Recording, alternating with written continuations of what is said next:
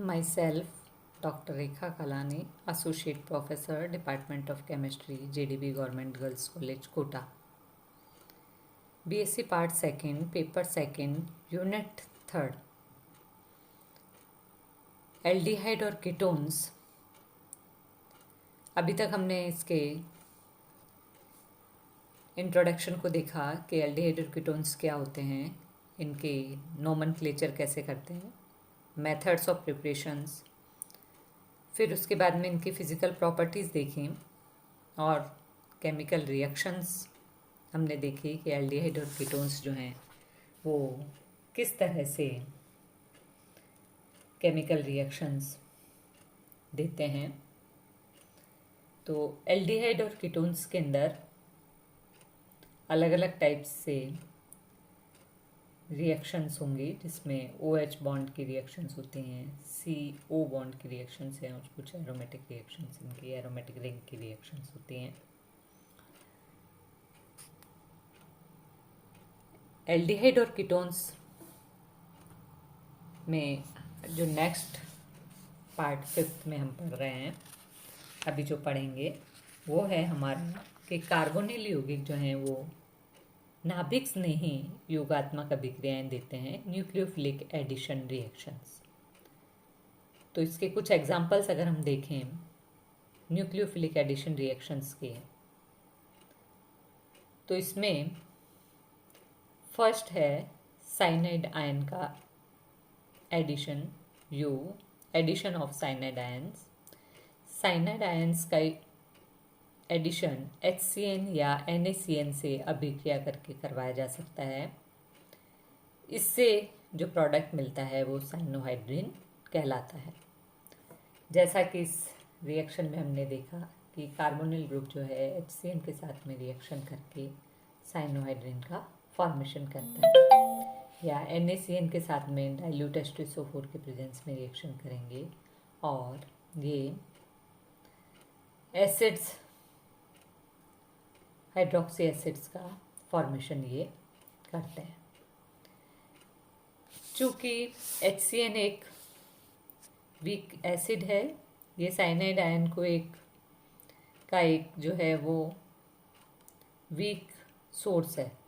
Cyanide ion इससे बहुत easily मिल जाते हैं, अतः अभिक्रिया बहुत ही स्लो होती है और रेट ऑफ रिएक्शन जो है वो जो एल्कली हम लेते हैं इससे बढ़ाई जा सकती है, जो कि HCN से प्रोटॉन को खींचकर साइनाइड आयन को तेज़ी से बाहर निकाल देता है। तो एल्कली की प्रेजेंस के अंदर अगर हम ये रिएक्शन करते हैं OH- की उपस्थिति में, तो ये बहुत तेज़ी से फास्ट होती है। HCN से H जो है वो प्रोटॉन के रूप में निकल जाता है और साइनाइड आयन मिलते हैं। तो ये साइनाइड आयन जो हैं वो न्यूक्लियोफाइल की तरह अटैक करते हैं और साइनोहाइड्रिन का ये फॉर्मेशन करते हैं। इसके अंदर ये ध्यान देने वाली बात है कि एसिड की उपस्थिति में HCN का आयनाइजेशन कम हो जाता है और ये रेट जो है वो बहुत स्लो हो जाती है। एप्लीकेशंस अगर हम देखें तो साइनोहाइड्रिन को सैचुरेटेड या अनसैचुरेटेड एसिड्स में चेंज कर सकते हैं। जैसे हमने लिया पैरानाइट्रोबेंजल्डिहाइड। ये पैरानाइट्रोबेंजल्डिहाइड जो है वो HCN की प्रेजेंस के अंदर HCN के साथ में रिएक्शन करके और HCl की प्रेजेंस के अंदर ये रिएक्शन होगी और इससे जो है वो ये हाइड्रोक्सी एसिड्स हमें मिलेंगे। तो सैचुरेटेड भी बनाते हैं और अनसैचुरेटेड एसिड्स भी बताते हैं। इसी तरह से हम ब्यूटेनॉन को देखें तो ये भी HCN की साथ में रिएक्शन करके साइनोहाइड्रिन बनाएंगे। ये साइनोहाइड्रिन जो है वो H2SO4 के साथ की प्रेजेंस के अंदर रिएक्शन करके अनसैचुरेटेड एसिड्स बनाते हैं। जैसे ब्यूटेनॉन से जो है 2-मेथिल 2-ब्यूटेनोइक एसिड का फॉर्मेशन होता है। तो इस तरह से जो है वो साइनोहाइड्रिन से हम सैचुरेटेड और अनसैचुरेटेड एसिड्स का फॉर्मेशन कर सकते हैं। सेकेंड न्यूक्लियोफिलिक एडिशन रिएक्शन जो है वो है सोडियम बाइसल्फाइड का एडिशन किस तरह से होगा। इसके एडिशन से क्रिस्टलाइन बाइसल्फाइड बाई प्रोडक्ट बनता है। जैसा कि ये देखा हमने कि कार्बोनिल यौगिक के साथ में NaHSO3 की रिएक्शन करवाते हैं बाइसल्फाइड की, तो ये बाई प्रोडक्ट्स बनाते हैं, बाइसल्फाइड बाई प्रोडक्ट्स बनते हैं। ये बाइसल्फाइड आयन में जो नेगेटिव चार्ज होता है वो ऑक्सीजन पर होता है बाइसल्फाइड आयन में, जबकि सल्फर के सॉफ्ट बेस होने के कारण बॉन्ड जो है सल्फर के साथ में बन जाता है। सॉफ्ट बेस है इसलिए नेगेटिव चार्ज तो ऑक्सीजन पे होता है, लेकिन तो भी जो है ये सल्फर के साथ में बॉन्ड बना लेते हैं कार्बन। और वास्तव में बाइसल्फाइड आयन में 2 न्यूक्लियोफिलिक सेंटर होते हैं। एक sulphur lone pair of electron की उपस्थिति के कारण, और दूसरा जो है वो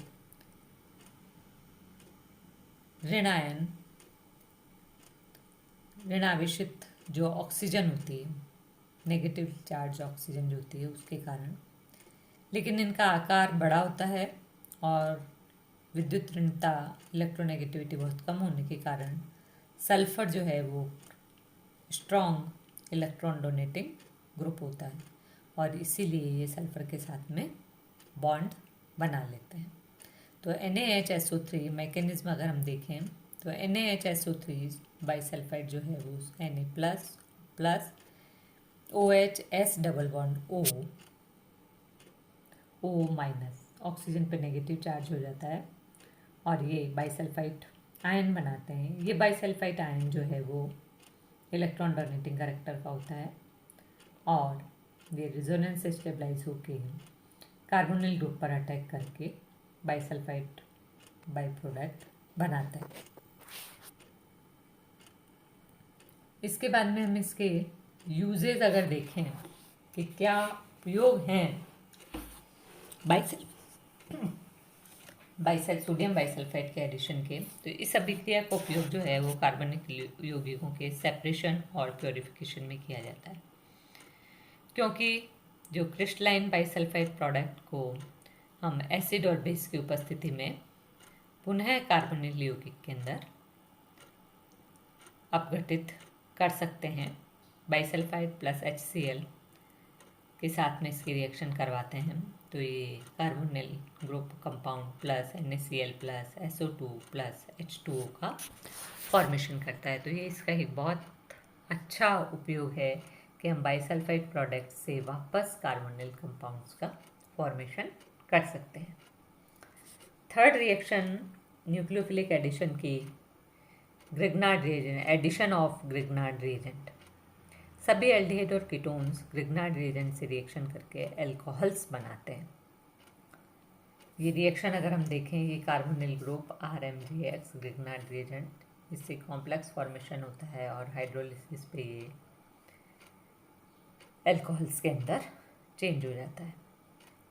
सिंथेसिस ऑफ प्राइमरी एल्कोहल्स अगर हम देखें तो फॉर्मल्डिहाइड से अभिक्रिया द्वारा प्राप्त जो इंटरमीडिएट है उसका जब हम हाइड्रोलिसिस करते हैं तो प्राइमरी एल्कोहल्स का निर्माण होता है। तो ये फॉर्मल्डिहाइड ग्रिग्नार्ड रिएजेंट से रिएक्शन करके कॉम्प्लेक्स बनता है जो हाइड्रोलिसिस पे 1 डिग्री एल्कोहल या प्राइमरी एल्कोहल्स का फॉर्मेशन करते हैं। इसी तरह से हम देखें एक एग्जाम्पल लेके कि ये हमारा जो है वो फॉर्मल्डिहाइड, ये ग्रिग्नार्ड रिएजेंट हमने लिया तो इससे जो है वो हमारा बना 2-methyl-1-butanol, formaldehyde plus Grignard reagent तो 2-methyl-1-butanol का फॉर्मेशन इससे हुआ। इसी तरह से synthesis of secondary alcohols, acid aldehyde या अन्य एल्डिहाइडों के ग्रिग्नार्ड रिएजेंट से क्रिया करवाने पर और उसके बाद में इंटरमीडिएट का जो है वो हाइड्रोलिसिस कराने पर सेकेंडरी एल्कोहल्स मिलते हैं। एसिड एल्डिहाइड और अन्य एल्डिहाइड उनके साथ में जब हम रिएक्शन करवाते हैं तो भी इनसे हमें 2 डिग्री एल्कोहल्स का फॉर्मेशन इनसे होता है। एग्जाम्पल हम देखें, एसिडल्डिहाइड, एसिडल्डिहाइड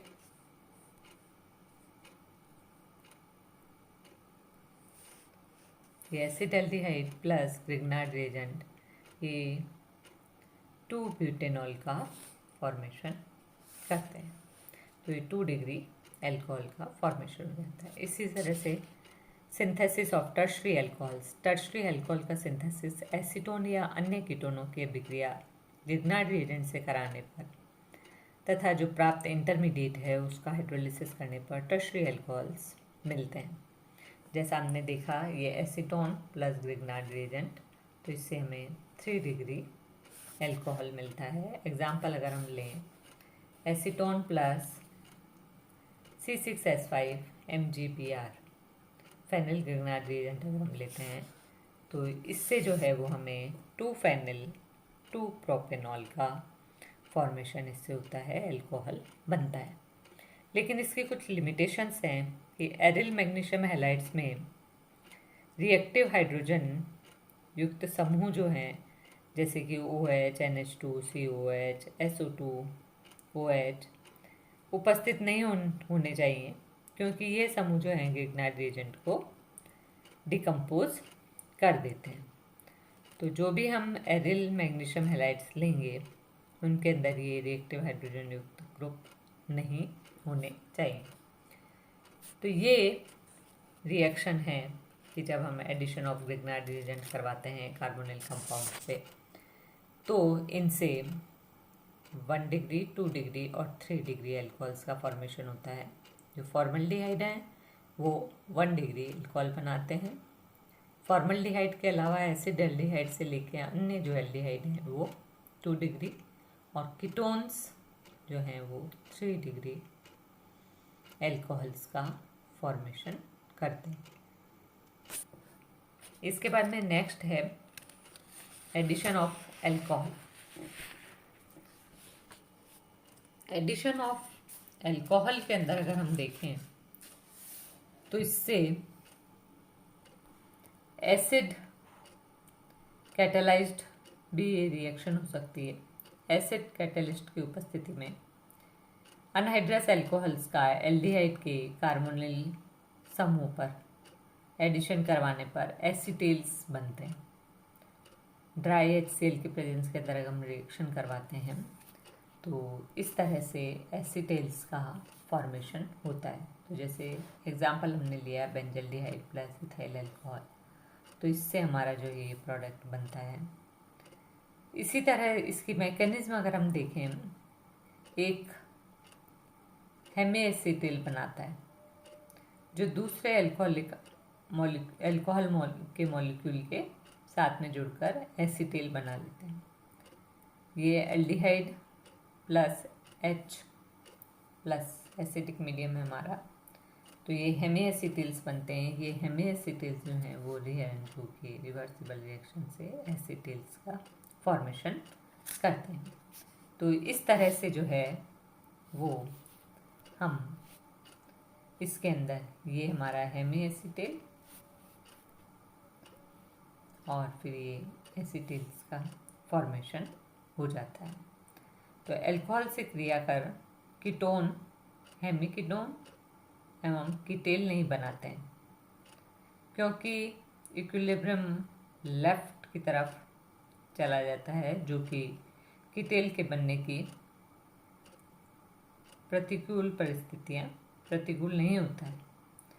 यदि यह अभिक्रिया ऑर्थोफॉर्मिक एस्टर जैसे एथिल ऑर्थोफॉर्मेट की उपस्थिति में कराई जाती है तो इक्विलिब्रियम राइट साइड की तरफ जाता है और कीटेल्स इनसे बन जाते हैं। तो ये कीटेल्स किस तरह से बनते हैं? RCOR प्लस C2H5OH, तो ये रिएक्शन करके हेमीकीटेल बनाते हैं और फिर जो अल्कोहल की उपस्थिति में कीटेल्स के अंदर चेंज हो जाते हैं।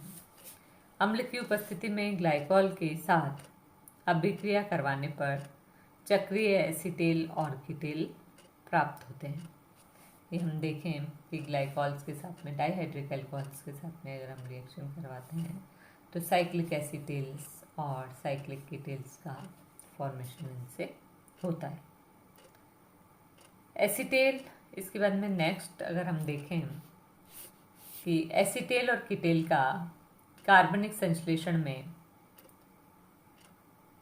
क्या प्रोटेक्टिव ग्रुप के रूप में उपयोग है, वो अगर हम देखें तो कीटोन का रिडक्शन एस्टर समूह की उपस्थिति में और एस्टर समूह का रिडक्शन कीटोन की उपस्थिति में होने पर विचार करते हैं।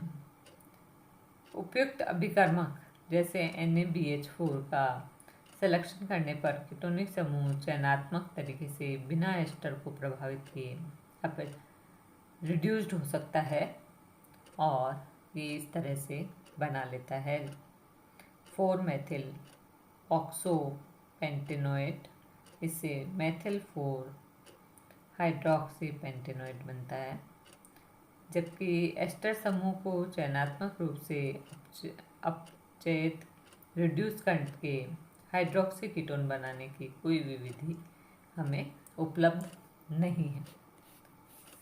तो ऐसी स्थिति में प्रोटेक्टिंग ग्रुप का उपयोग किया जाता है। रिएक्टिव ग्रुप को अनरिएक्टिव ग्रुप जैसे एसीटेल और कीटेल में अस्थायी रूप से बदल देता है, जबकि जो हमारे इच्छित समूह हैं जैसे एस्टर को हम रिड्यूस कर सकते हैं और अंत में रिएक्टिव ग्रुप जो है कीटोन को पुनरुत्पादित कर देता है। तो इस तरह से ये कुछ रिएक्शंस हैं जिससे कि हम इनको प्रोटेक्ट करके और एल्कोहल्स का फॉर्मेशन कर सकते हैं। अतः उपयुक्त अभिक्रिया में प्रोटेक्टिंग ग्रुप क्या है? यहाँ प्रोटेक्टिंग ग्रुप एक एसीटेल है जो फर्स्ट स्टेप में एसिड कैटालिसिस की उपस्थिति में कीटोन की ग्लाइकॉल से अभिक्रिया द्वारा बनता है। स्टेप सेकंड में एस्टर का वांछित परिवर्तन अल्कोहल में LiAlH4 के उपयोग द्वारा किया जाता है। तो ये डाइल्यूट एस्टोसल्फर की उपस्थिति के अंदर एसीटेल का जल अपघटन कराने पर कीटोन पुनरुत्पादित हो जाता है, वापस प्रोडक्शन इसका शुरू हो जाता है। इसी प्रकार एक अच्छे प्रोटेक्टिंग ग्रुप के क्या क्या कैरेक्टरिस्टिक फीचर्स हैं वो देखें। सिंथेसिस की प्राइमरी स्टेज में प्रोटेक्टिंग ग्रुप का प्रवेश सेलेक्टिव अभिक्रिया तरीके से हो जाना चाहिए। मध्य अवस्था में यह इच्छित परिवर्तन हेतु उपयोगिता अभिकर्मकों के प्रति सक्रिय होने चाहिए होते हैं। अनंतः अंतिम पद में यह आसानी से अलग हो जाना चाहिए ताकि वास्तविक समूह का पुनर्निर्माण हो सके। एक अन्य उदाहरण है कीटोब्रोमाइड का कीटो एसिड में परिवर्तन। इसे सुगमतापूर्वक एसीटिल की सुरक्षात्मक समूह का उपयोग करते हुए किया जा सकता है। तो ये अगर हम देखें कि किस तरह से इनका उपयोग होता है, तो ये हमारे रिएक्शंस हैं जिनसे कि हम इनको आसानी से बना सकते हैं, आसानी से इन्हें तैयार कर सकते हैं। इसके बाद में नेक्स्ट है ammonia, addition of ammonia derivatives. Ammonia derivative जैसे NH4G, जहाँ G OH है, NH2 है आदि हो सकता है। नाइट्रोजन पर असहभाजित युग्म की उपस्थिति के कारण नाभिक स्नेही की भांति व्यवहार करते हैं तथा कार्बनिक यौगिकों के साथ क्रिया करके क्रिस्टलीय